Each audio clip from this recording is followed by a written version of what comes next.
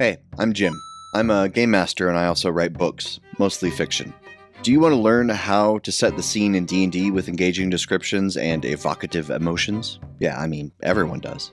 But it's hard for new game masters in it, and also hard for veterans at times. Let's dig into how you can make your descriptions good, or gooder than they were before. First, tease. Later in the video, I'm going to call out a very famous writer and explain why his bad prose should be a cautionary tale for all of us. Also, I'm going to talk about the video sponsor later, but let me tease this too. I'm going to tell you about a campaign setting that I personally am in. More on that in a couple minutes. Our main commandment with good D&D descriptions here is one you probably heard before. Do not read the box text out loud. Don't do it. I know how tempting it can be. I know sometimes you look at those italicized words and think, this is fine. This is just as good as anything I could come up with. But here's the thing. That box text may be high quality literature, but it doesn't matter. The second you start box texting, players tune out. They can't help it. It's biology, bro. Everybody breaks, bro. It's biology. Let's take a look at this text sample from the recent catastrophe Age of Vecna. I'm going to show the words on the screen while I'm reading it, but I invite you to close your eyes and pretend like you're hearing this at the table for the first time. Rubble chokes the southeast corner of the room, leaving only a small gap near the uneven ceiling. Some of the rubble has been reassembled into a low table which bears small clockwork components. A hulking fish-headed creature wearing exquisite silk finery carefully examines the tiny parts. Yuck. This writing is super confusing. Rubble chokes the southeast corner of the room. This is a literary device called personification where a non-human object or creature is described as having human characteristics. Rubble can't choke. This is a writing technique. Personification isn't bad. But the problem is using brainy literary devices when describing rooms in D&D is hella messy. Because one or more of your players who's only half listening is going to latch onto the verb choke and misunderstand what's happening here. They'll be mentally trying to catch up, which leads to missing more. So you have a confused player say, we need to save this fish guy who's choking while buried under the rubble, right? And then another player says, wait, is he buried? I thought he was reassembling a table. And it's clear that everyone has a different mental picture of this scene. Same thing with how the table, quote, bears clockwork components. My advice, don't give exposition to your players in riddles they have to solve. And the other main problem with this box text is how it buries the lead. The hulking fish-headed creature shouldn't be the last thing you describe because that would be the first thing the party would notice. I'll talk about how to address that later in the video. You've been hearing your whole life that passive voice is bad in writing, but I'll bet you've never actually been told why it's bad. I can solve this mystery right here and now. English speakers are used to sentence structure with subject first, then verb, then possibly object. Sally opened the door versus the door was opened by Sally. Passive voice puts the subject or actor at the end of the sentence. In the human brain, this causes a split second of confusion where we're asking the reader to hold the info from the first part of the sentence in memory until after they've read the second part, at which point the sentence now retroactively makes sense. So in effect, this is a problem because it requires the reader to do more detective work to understand meaning. Passive voice is literally harder to read. Here's another example from just a few pages later in the Vecna adventure. Tables and chairs in this crypt are arranged to create a meeting room or mess hall. Water drips from a pipe into a basin in the southeast corner beneath a detailed image of a staring eye gripped in a withered hand. 5 robed cultists are in this room with one bullying the rest. Now think about that water dripping from a pipe into a basin in the southeast corner below the detailed image. Here we have 4 different locations described in the span of only 16 words. The pipe, the basin, the corner, the image. Where exactly is the basin? Is it below the detailed image? Above it? Is its location even actually important? Probably not, but I have to assume it might be until I understand the sentence enough to disregard the extra words. And the worst sin, this text insists on putting the important part about the cultists at the end of the description. Again, burying the lead. There was an episode of the Dungeons and Daddies podcasts where they handled this really well, I think. The DM, Anthony Birch, described the party entering a room and he said, "You notice 3 main things. The third thing is blah blah blah. The second thing is blah blah blah, but the main thing you notice is this." He presented the info in a way that saved the most exciting part for last, but didn't break the logic of how the senses work. Finally, that text about the staring eye gripped in a withered hand. For clarity, the hand should be described first holding the eye. Not an eye with a hand around it, that's way harder to picture. And the adjective staring makes this sentence clunky because at first glance our brains want to turn staring into a verb. Word choice and word order matter when it comes to comprehension. The only thing I like from this description is the water dripping from the pipe. That is actively engaging one of the 5 senses and is the key to doing descriptions good.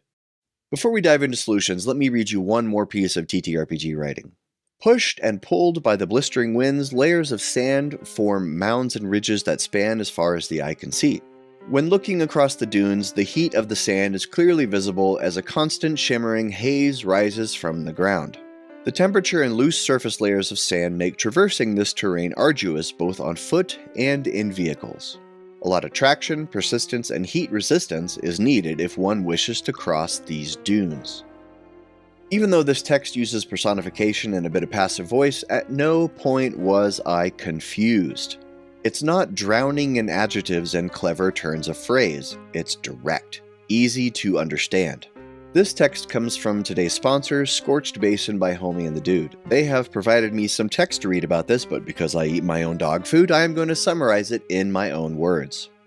Scorched Basin is a system-agnostic setting that blends elements of Dune and Mad Max. Use it like a full campaign, or just use it like an area in your current world. There's a Kickstarter going on right now until October 9th of 2025, and see the link in the description or the pinned comment below, and please use that link so they know I sent you. One thing I love about this project is that Homie and the Dude reached out to 50 or so D&D YouTubers about it, and many of us recorded voiceover work for their promos. So, yep, if you watch any of the Scorched Basin stuff, you might hear me or friends of mine like Vertigree Table or Stephanie Plays Games. I could talk for quite a while about the cool stuff in the setting, but here's a couple highlights. It manages to provide custom rules while also being system agnostic, which is no small feat. It's chock full of lore, minigames, maps, monsters and vehicles, 3D printable models, and cool mechanics like these combat movement commands. It's even got recipes for in-world dishes you can make at your IRL table while you play. Plus original artwork and no generative AI. It is all human-made. Thanks to Homie and the Dude for sponsoring this episode. Okay, let's talk about making bad descriptions into good ones. If you're running a published adventure, it's going to have lots of box text. And every time you come up against one of these boxes, you're going to have a choice.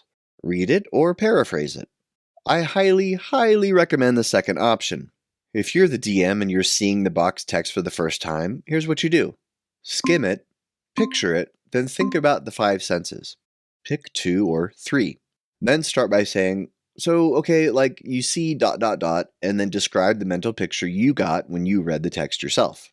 Now, if you have the time to prepare, you can do a lot more. I like to scribble sight, touch, taste, smell, feel on a sticky note and put it on my GM screen or my computer monitor. Then, whenever I'm describing something, just pick a couple of those senses and focus on them. Think about that crypt from Eve of Ruin. It says that 4 of the cultists are bullying the 5th, and voices carry. So the first thing I would do is prior to reaching that room, the party is going to hear sounds of this argument. Because of the increased moisture, maybe they feel a slight film of humidity on their skin. Or the sound of chairs scraping across a stone floor. Maybe the smell of incense reaches their nostrils. Our senses are how we experience the world, so never forget them in your descriptions. If you're running homebrew, then you have no box text. In a way, this is much better. Now you can begin from scratch with the senses.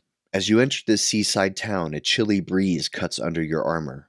Caws of seashore birds echo between the water and the buildings. Close to the water, the salty tang of algae fills your nostrils.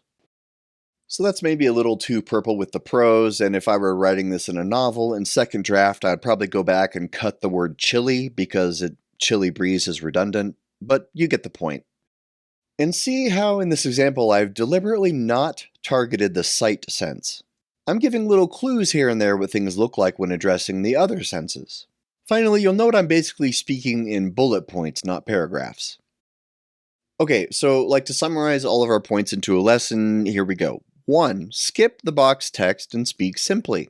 Using clever turns of phrase or literary techniques is a waste of your time and the player's energy. Like Kurt Vonnegut said, using a semicolon only proves you went to college.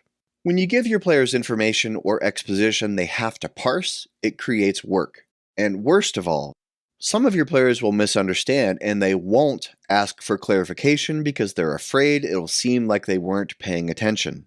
They assume everyone else gets it and that they can pick up on the meaning eventually through context clues, which translates to always being a couple steps behind. And that is bogus. Bogus. Right, that's what I said. Instead, speak simply in a language the players and everyone here can easily understand, focusing always on the senses. What do they see? What do they hear? And to a lesser extent, smell, feel, and taste. Our senses are how we experience the world, and so describing via senses is easy to internalize. Because what are we trying to do at the table? We're trying to have fun, right? And everyone being on the same page and limiting confusion is a part of that. The main and only lesson here is to keep it simple.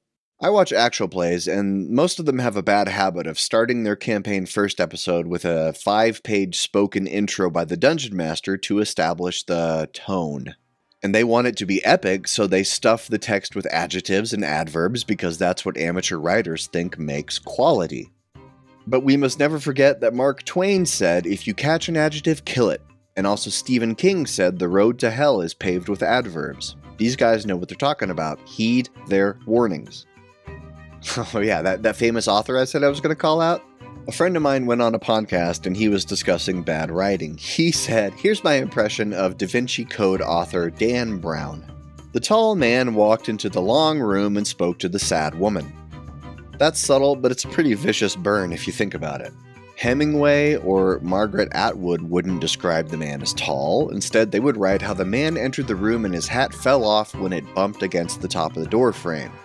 That is visual storytelling. The adjective is just telling. And you already know about showing versus telling. Don't be like Dan Brown. Keep it simple and direct. And have fun. Just tell them what's in the room or make it fancy at your own peril. This is GM Jim, and you just got told.